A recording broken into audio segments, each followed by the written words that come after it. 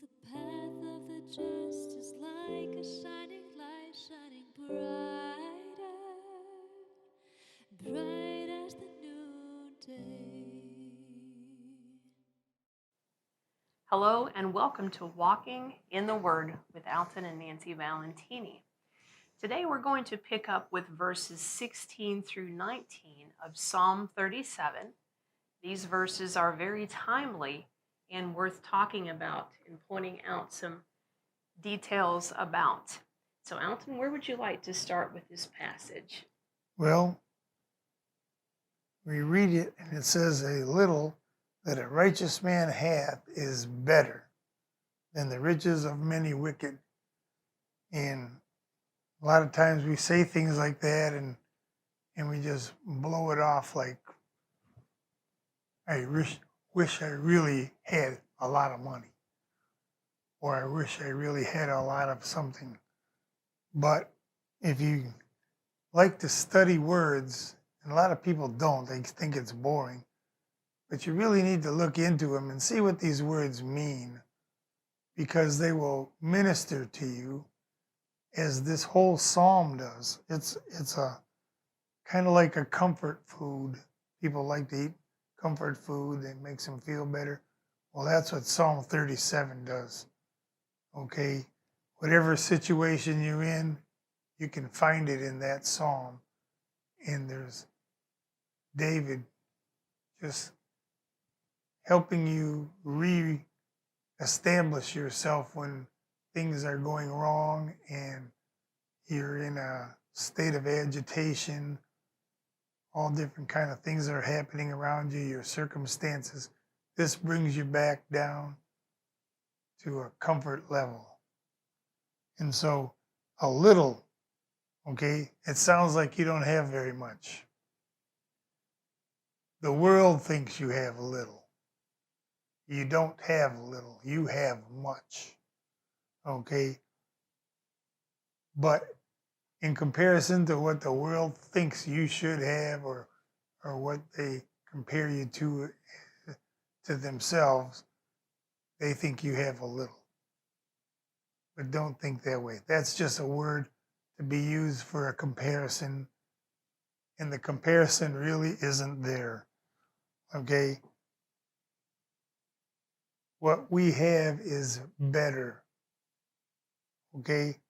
And that word better, it's the same word that when God was creating the world, each step along the way, he saw that it was good. Okay? It's the same word in the Hebrew. And so there's a lot.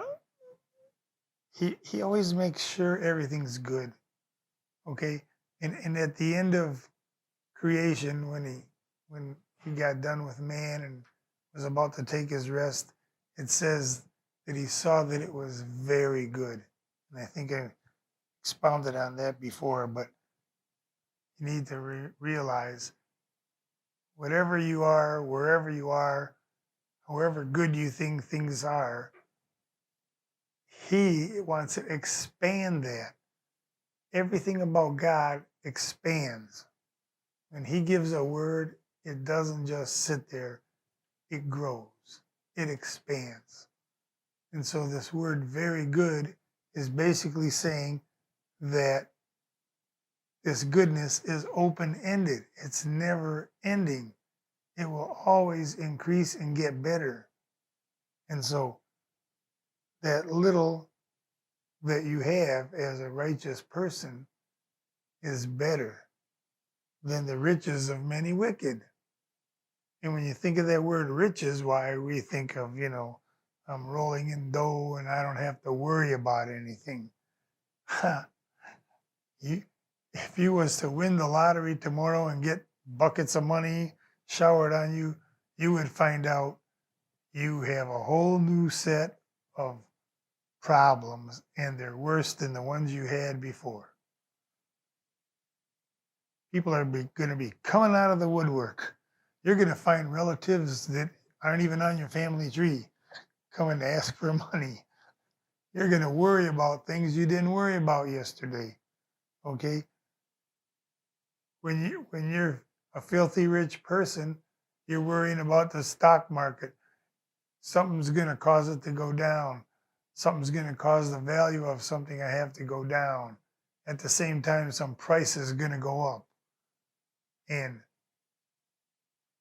you're just, there's thieves, that want to steal your stuff physically and in a computer, off a computer. And you're just, there's a whole set of things you're going to worry about. And it goes along with what that word riches means in the Hebrew. It means a noise, a tumult, disquietude. Okay, it means wealth, but it means a bunch of other words that you don't associate with wealth sometimes. Noise, rumbling, to be agitated. Okay, the Lord says that we should not try to lay up treasures in the earth because it can be stolen. Thieves can break through and steal it. It can rust. You say, well, money doesn't rust. Yes, it does. It's called inflation. And all kind of things can happen. So he says, lay up your treasures in heaven where none of this can happen. And so if you're going to invest, and I'm not just talking about money, I'm talking about your time and your life. He wants us to take our life, lay it on an altar, a living sacrifice. And you want to know something? That investment is going to return multitudes because you'll be able to sleep at night. You can walk around without guilt. You can walk around without worry. I've been looking into that word rest because it said rest in the Lord. And one of the words that it means is exempt. And you think about that. Do you realize that you are exempt from worry? He's got you in his hands. A little baby that's being held by his mother does not worry. Okay? And when he said, Peter said, humble yourself under the mighty hand of God, that he may exalt you in due season, casting all your care upon him, for he cares for you. And a lot of people, when they quote that, they say, casting all your cares. Look at it. There's no S, care. Okay? Say, what's the difference? Cares are what I'm concerned myself with. Okay? Care is everything. It's what I care about and what I don't even know I should be caring about. That little baby, as long as you put food in him and clean up his other end and hold him and talk to him nice, that take care of his cares. But you're responsible for his care. He's going to need a bicycle. He's going to need clothes and shoes and things that he keeps outgrowing. He's going to need food. He's going to need save up for college, whatever. He doesn't concern himself with that. He doesn't even know yet that he needs that. There are so many things we do not understand that we need that God's already providing for. Okay? So you cast all your care upon him. And now you don't have to worry. That baby doesn't worry. It lays in bed with its hands out like this without a care in the world because it trusts its parents. Do you trust your father to take care of you? And that word rest means you're exempt. Okay? When Peter was walking on the water, all the laws of physics says he should be sinking. But he is resting in the Lord and walking upon his problems. That whole parable is teaching you that you can walk above your circumstances. If you keep your eye on Jesus and come on that word, he said, come, you obey. And guess what? He was exempt from the laws of physics. Daniel in the lion's den, lions would want to eat him. He was exempt. The children in the fiery furnace were exempt. When you're in the Lord, you are exempt. You say, well, I don't feel exempt. I'm going through this problem. But you don't have to worry about it. You might go through a certain set of circumstances. Peter was walking on those circumstances. He didn't sink until he looked at the circumstances and began to worry. I'm not supposed to be able to do this. He didn't realize he was exempt. And so think about that word when something tries to gnaw on you and worry you and keep you from going to sleep. You're exempt. And so it also says we see so much going on, or it seems like the negative is overwhelming and trying to get us. That's the flood Isaiah was talking about. When the enemy comes in like a flood, we are going to raise up a standard. Okay? And so in verse 17, it says, the arms of the wicked shall be broken, but the Lord upholdeth the righteous. Okay? Those arms are the strength. Okay, the shoulder is always considered the strength part of us. It means mighty, it means help. Okay, those things that the enemy has looks pretty strong, they're going to be broken. It means they're going to burst. Their bubble's going to burst. It actually comes down to they're going to be heartbroken because their scheme didn't work. Okay, and there's a whole bunch of words that word broken means: crushing, destroying, quenching. They start a fire, God puts it out. Okay, they come up with a scheme, God disrupts it. Okay, and then it says he upholds us. Isn't that great? He upholds us. It means he props us up. Okay, a lot of people think religion is a crutch. No, drinking is a crutch, drugs a crutch, anything you want to substitute for God is a crutch. God is the answer. Okay, when you crawl out of that bottle in the morning with a headache, your boogeyman is still out there waiting for you. That problem that you thought you got rid of by numbing yourself is still there. David said that God was a refuge to which he could continually resort. You go in there, you go into the Lord, kind of like a timeout, get your head together, get counsel with God, and then you come out with the answer. And not only just the answer, because sometimes knowing to do right is not enough. You got to have the guts to do what's right. And so he gives you that too. And so it's not a crutch, it's the answer. When it says that there's no temptation taken you but such as is common to man. But God is faithful. He'll not allow you to be tempted above that you're able. So when you get some circumstance and you go, oh, this is too much, he thinks you're able. So when I get in a circumstance like that, I go, he thinks I'm able. So let's find out why. And then it says he'll also make a way to escape. We think it means we're going to run away, or dodge it or whatever. It means that word is ekbasis. It means I'm going to step out of it. How? By doing what he tells me to do. And it's in his word, and he'll send people to help you. A lot of A lot of different ways he will want to help you.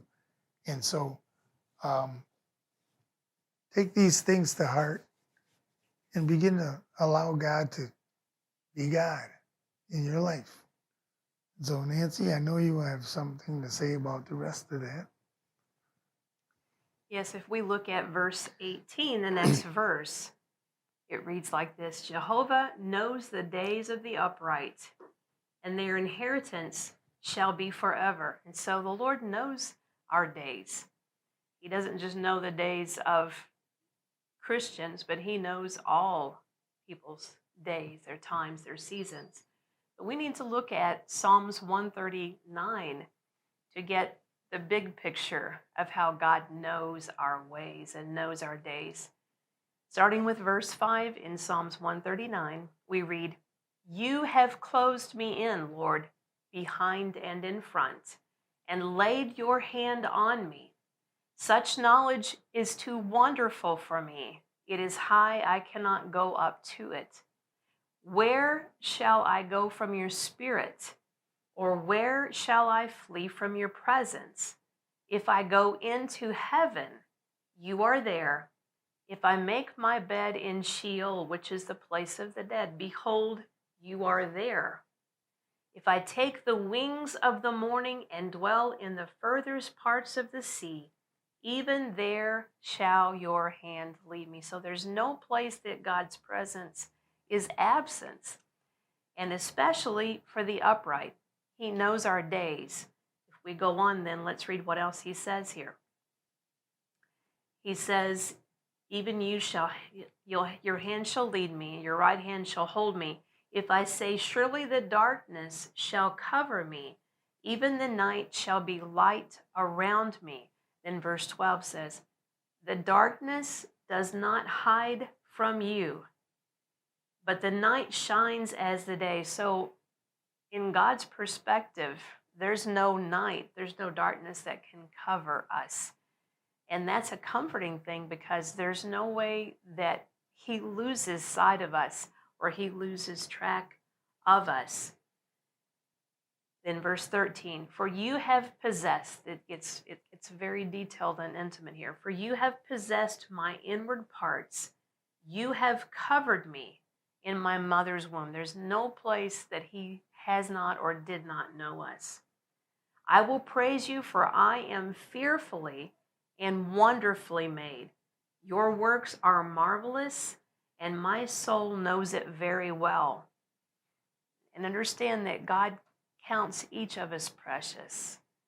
He says in verse 15 of Psalms 139, my bones were not hidden from you when I was made in secret and skillfully formed. Your eyes saw me in the womb, and in your book all of my bodily members were written, the days that they were formed.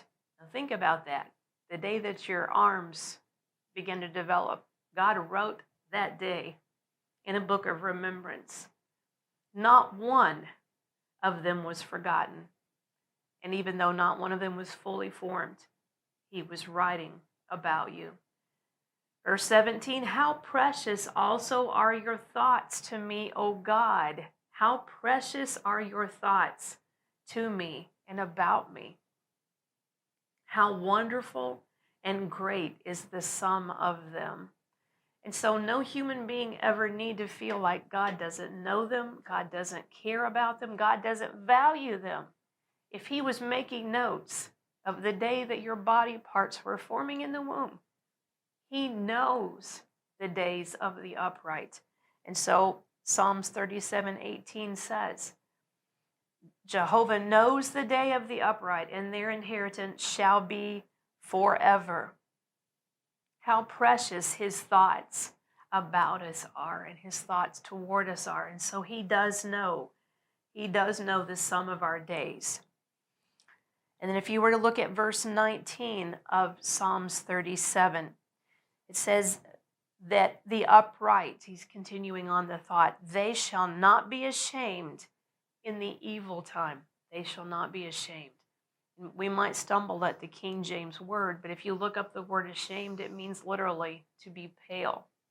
When is it that we're pale? When we're shocked, when we're seriously in fear about something. And so if you put that definition in the place of ashamed, they shall not be shocked or afraid or terrified in the time of evil. They shall not be terrified. It makes me think of what the prophet Isaiah said in Isaiah 40:31. He says, those that wait upon the Lord. And the word wait means to entwine. And so in the days of evil, when we entwine ourselves with the presence of God, whether it's nothing more than praying or quoting scripture or singing a song, to make that presence very real, when we bind together with that, then that's what keeps us from being terrified, from becoming pale in the day of evil. And then the last part of that verse says, and in the days of famine, verse 19 says, in the days of famine, you shall be satisfied. The word satisfied means that we can be physically given provision. We're going to have enough. But it also is worth considering that if you look back in the book of Exodus, verse 28 of chapter 34, you see where it talks about how that Moses went up to the mountain to be in the presence of the Lord. And it's a shocking statement when you read verse 28. It says, Moses was in the mountain with the Lord 40 days and nights. He neither ate nor drank water. Now, it's physically impossible for a human body to stay alive for 40 days with no water. You can do without food, but we're not built, our bodies are not built to be sustained without water for that long.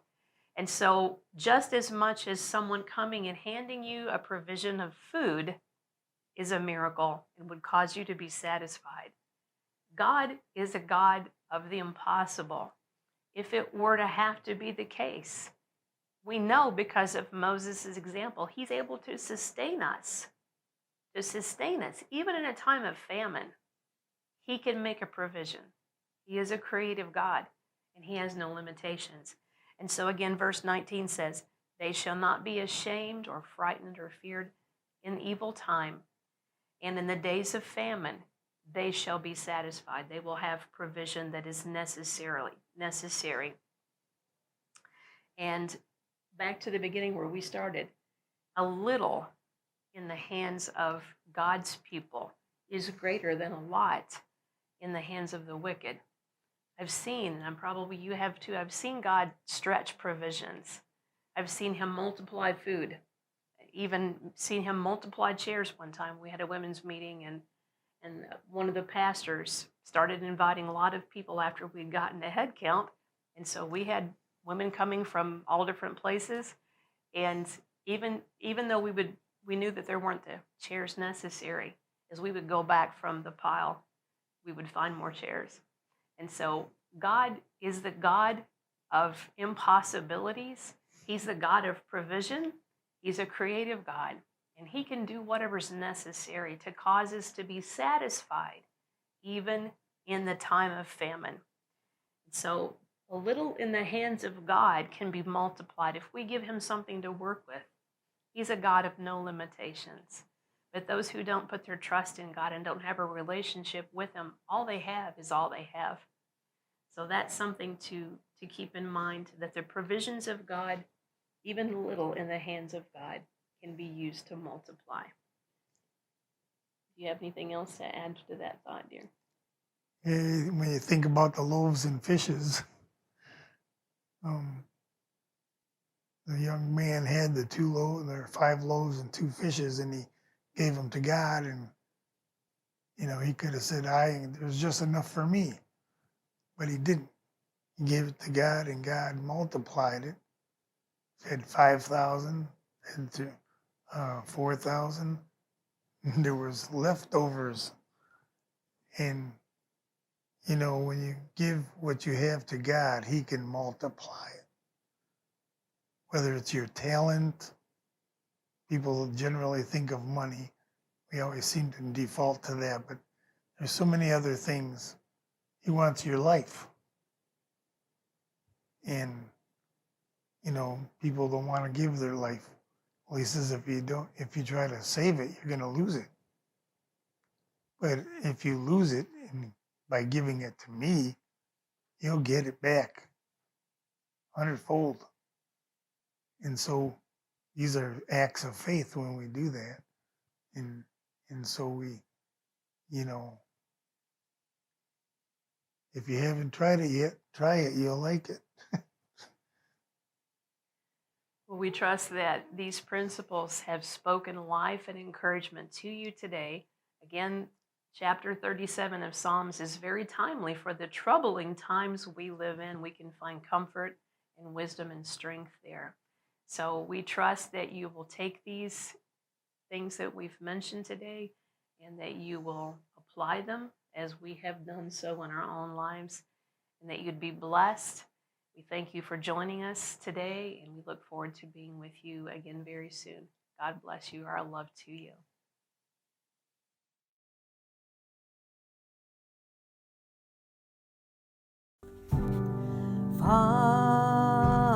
Father, with you I'm at home. You have searched me and known me. You understand all of my thoughts. You're acquainted with all of my ways. Where can I go from your presence? Darkness cannot hide me from you. How precious your thoughts are toward me. Father, how vast the number of them. You know when I sit and I rise. You have closed me in before and behind. You have placed your hand upon me. You have placed your hand upon me. Where can I go from your presence? Darkness cannot hide me from you. How precious your thoughts are toward me. Father, how vast the number of them. You have shaped me, Lord. You have formed me. Know my thoughts, oh God, and search me. You are my maker. You know me. You know me. You are my home. Where can I go from your presence? Darkness cannot hide me from you. How precious your thoughts